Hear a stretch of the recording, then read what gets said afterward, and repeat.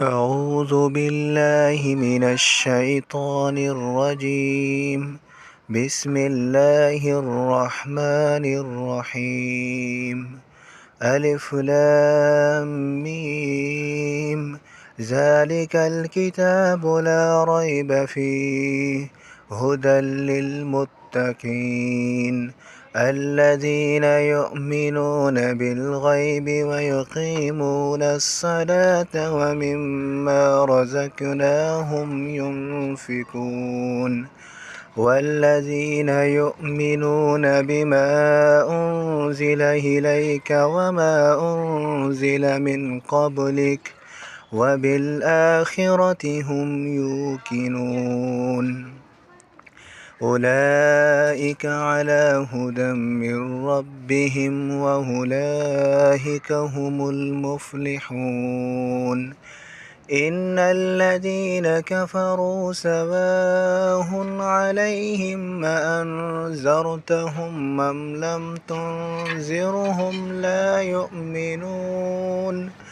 ختم الله على قلوبهم وعلى سمعهم وعلى أبصارهم غشاوة ولهم عذاب عظيم ومن الناس من يقول آمنا بالله وباليوم الآخر وما هم بمؤمنين يخادعون الله والذين آمنوا وما يخدعون إلا أنفسهم وما يشعرون في قلوبهم مرض فزادهم الله مرضا ولهم عذاب أليم بما كانوا يكذبون وإذا قيل لهم لا تفسدوا في الأرض قالوا إنما نحن مصلحون ألا إنهم هم المفسدون ولكن لا يشعرون وإذا قيل لهم آمنوا كما آمن الناس قالوا أنؤمن كما آمن السفهاء ألا إنهم هم السفهاء ولكن لا يعلمون وإذا لقوا الذين آمنوا قالوا آمنا وإذا خلوا إلى شياطينهم قالوا إنا معكم إنما نحن مستهزئون الله يستهزئ بهم ويمدهم في طغيانهم يعمهون أولئك الذين اشتروا الضلالة بالهدى فما ربحت تجارتهم وما كانوا مهتدين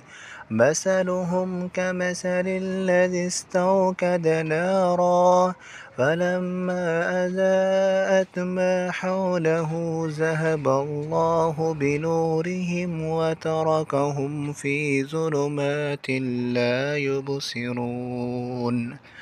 صم بكم عمي فهم لا يرجعون أو كسيب من السماء فيه ظلمات ورعد وبرق يجعلون أصابعهم في آذانهم من الصواعق حذر الموت والله محيط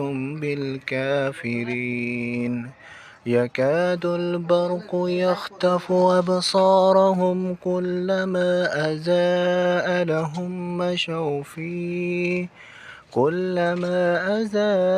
لهم مشوا فيه وإذا أظلم عليهم قاموا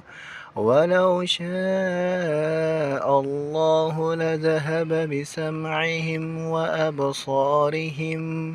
إن الله على كل شيء قدير